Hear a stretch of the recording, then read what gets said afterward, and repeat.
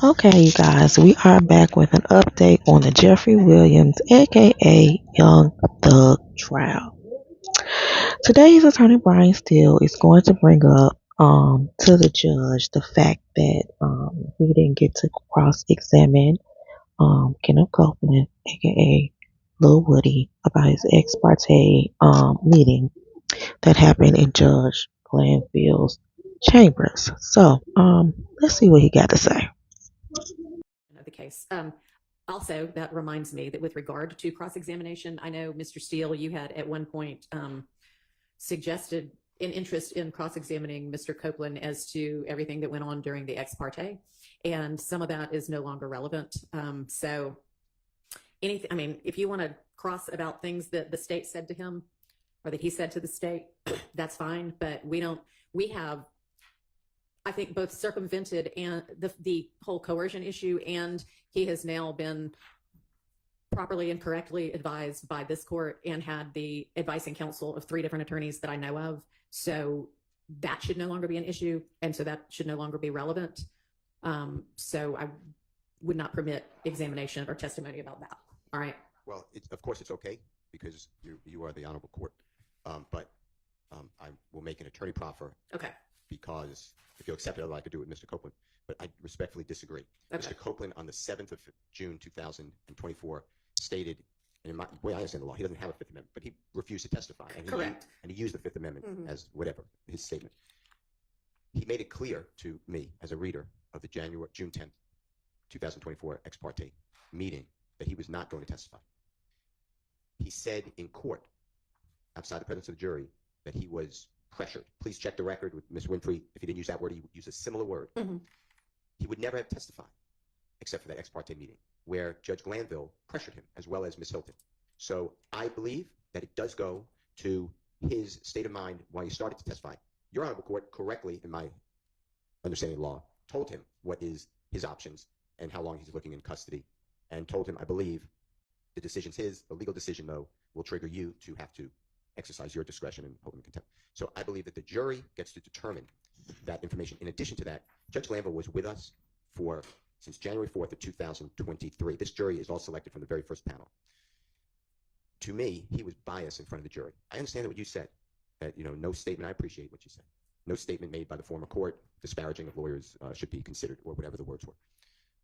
But there's also going to be a jury instruction that nothing that the court says is intimated an opinion. And I disagree in this case with that instruction. I'm going to object to that instruction. And I need the jurors to understand that Judge Glanville, I will make it clear. I will make it clear. I will make it clear. I am excluding this honorable court. But Judge So basically, he feels like Glanville forced Copeland to testify. The jury. And from just Judge Glanville's demeanor, and I'm not here to hurt Judge Glanville. In fact, I like Judge Glanville.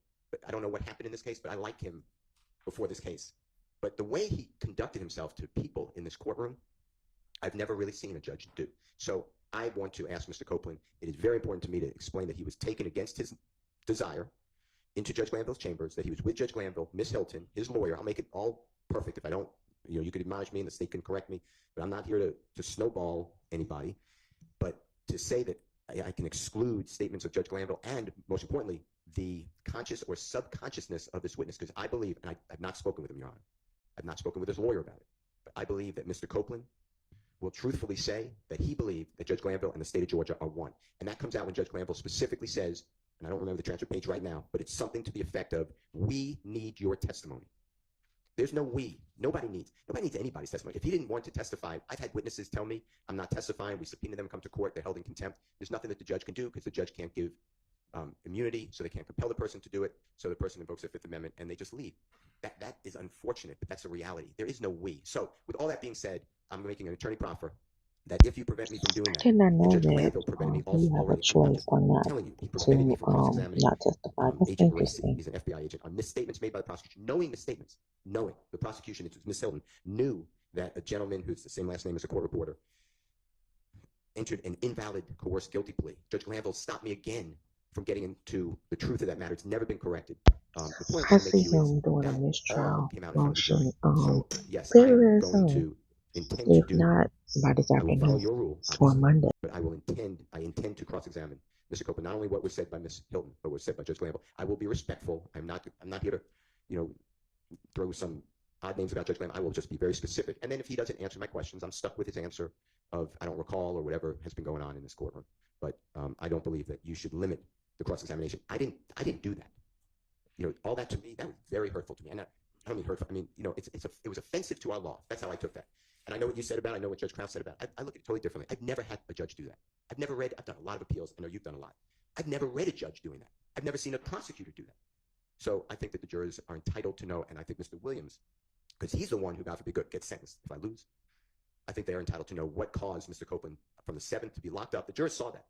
They saw that. He was testifying. He answered maybe 3 questions, maybe 5. He said, I'm not testifying. He invoked his 5th. The jurors were sent out, and he was gone. Jurors come out, and they're dismissed. He's just not there. We're on a long delay. I think that it is not irrelevant to this matter. I think it is more than relevant. I think it's probative, and this is the actual treatment by the former court and the current district attorneys of this case. Okay, I understand your argument, and I am not making my ruling in any sort of an effort to protect Judge Glanville. I do not believe it is relevant to the issues for this jury to determine. With regard to whether Mr. Copeland's testimony between the 7th and the 10th was, between the 10th and the 12th, was impacted by the ex parte on the 10th. I asked everybody, do we want to do the entirety of Mr. Copeland's testimony over? And everybody said, no, we want what got testified to between the 7th and the 12th at 3 p.m. So y'all had the opportunity to have it all done over, and you chose not to do that. You can ask him about the immunity and whether he'd be testifying without being ordered to. That's fine. But beyond that, the ins and outs of what happened in the ex parte with regard to whether there was a biased judge or not are, in this court's legal opinion, not relevant to these issues. And honestly, even the we need your testimony, Judge Glanville had made a determination that Mr. Copeland's testimony and compelling that testimony by an immunity grant was in the public's interest. And so the we there is Judge Glanville, or can very easily be understood to be Judge Glanville saying we the public, and not we, me, and the state. So I appreciate your proffer, but my ruling stands. Can I just add to that then? Sure. So it's in the eyes, the mind, and the ears of Mr. Copeland, not a reader who can say, well, that's the public. In addition, Judge Glanville said to Mr. Copeland, on cross-examination, you are going to get tremendous cross-examination. And they know you better than we do. So they know what you did. The they, I would ask Mr. Copeland, is referring to Mr. Williams, Mr. Ryan, Mr. Nichols, Mr. Stillwell, Mr. Kendrick, and Mr. Huey. And that presumes guilt, because Mr. Williams does not know the reality that Mr. Copeland has done all these other things, like pull a gun on Mr. Watts that he admitted today, shot into a barbershop that he admitted to on the stand. These are outrageous conducts. For Judge Glanville to make that statement, yes, the jurors should hear about it and the effect of Mr. Copeland. And you are respectfully taking away the opportunity that we are all given. Judge Glanville did this to a witness that's currently testifying. And if you don't realize this, because this is, I know your first witness. This is a big witness.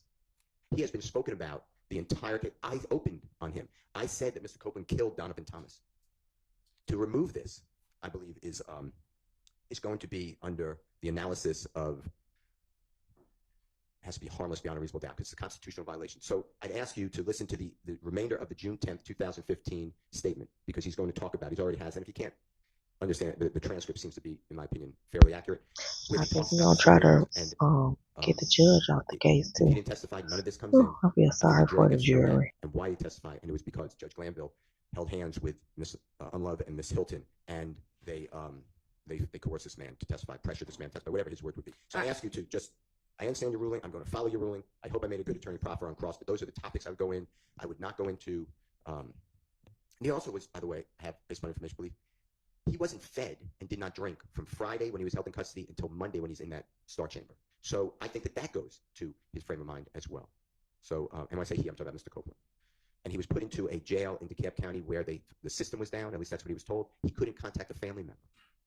So I think that all that adding up to make his determination that, yes, I think that it's a corrupt system, and the judge and the DA were going to hold me for not only this trial, but who knows how long.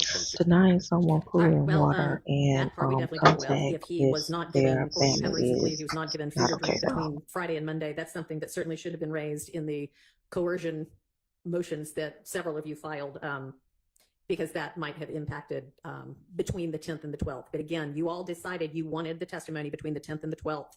And that was a strategic decision on your part because you believed that there were beneficial things that he said during that testimony. I think that advice that these defendants, through their attorneys, would vigorously cross-examine Mr. Copeland is correct and accurate advice, and that these defendants know him better than the state's attorneys know him or anybody else is not inaccurate as well. If you would like to, understanding the parameters of my ruling, provide some questions that you believe should appropriately be asked, I'm happy to consider those. And it may be that there are, I mean, you can absolutely, again, ask him about the immunity grant and the, you know, even right now, whether he is only doing this because it's avoiding jail for him. That's fine. You can explore that completely. All right. You know, you say it to Mr. Shard all the time, and I always tell him, don't say okay, because it's like you're Well, waiving it. So no, it's not. By which I mean, all right, do you understand? I Not all understand. right, do you accept my ruling? Because I know you will abide by it, but you Yes. do not agree with the correctness of it. Yes. And then the last thing I'd like to say, if I may. Yeah. When the Honorable Court said I didn't take up the opportunity to strike the entire testimony from the June 10th to the 12th, that's the law. The law is until that motion is filed of recusal. So I'm following the law, and there were beneficial points. I mean, just read the transcript where he testified under pressure or not, but that is in the case. So I believe that I have a right to ask him about, you know, those days before you took over, before you gave him the proper admonitions and the correct law. So that's Okay. all. Thank you. So that the record is clear, I am suggesting that obviously the law with regard to the timing once a recusal motion has been granted, what you have to undo. Yes. What I'm saying is if you believed that there was coercion starting at some point earlier than that, based on a lack of food and drink or any kind of treatment like that, then that could have been brought up. And y'all chose not to bring that up or not to make that argument. And you all could have agreed to redo the entirety of the testimony, or you could have asked to redo the entirety of the testimony on the basis of it having been coerced, and I would have considered that. Well, at the time, I was following the court's order, which I didn't think I even needed an order, but that I could cross-examine Mr. Copeland on everything that happened on the ex parte meeting. And that's when I made my ruling, or not ruling, sorry. That's when I said I don't want it out. In addition to that, I didn't want it out because I want to cross-examine him on why he did it. It's part why he testified from the 10th to the 12th. That's part of the case, and I think that it goes to the jurors. The jurors are entitled to know who the prosecutors are and who the judge was. And it goes to their bias, their interest in the case, and their motivation on how they are prosecuting this case. So. Okay, I don't think that any order that I issued led you to believe that you would be able to, well, it may have led you to believe, but I don't think it should have reasonably led you to believe that you would be able to explore anything about what Judge Glanville said or did during that ex parte. I think that it was clear to me, whether you said it or not, the way I understand the rules, that that's a part of this case, that's a part of this witness, and it comes out on cross or direct examination. The prosecutors can sit here and say now, maybe they're going to do it. I have no reason to believe that they are or not. But Mr. Copeland, we had a misunderstanding on June 10th, and we had a meeting with the judge, and your lawyer was there the whole time. They could do all that as well. But I don't see handcuffing Mr. Williams' lawyer on cross-examination when it is a reality. Just like Mr. Copeland went out and spoke on a jail call and made statements about things. That's his state of mind at the time. It may be relevant. I think it's relevant here. I think it's relevant that Judge Glanville did this and Miss Hilton did this. You can ask about anything Miss Hilton did. No, I understand you did not limit that, but you're limiting the way I heard you today. I have to almost excise Judge Glanville, and that's what I'm objecting. All right.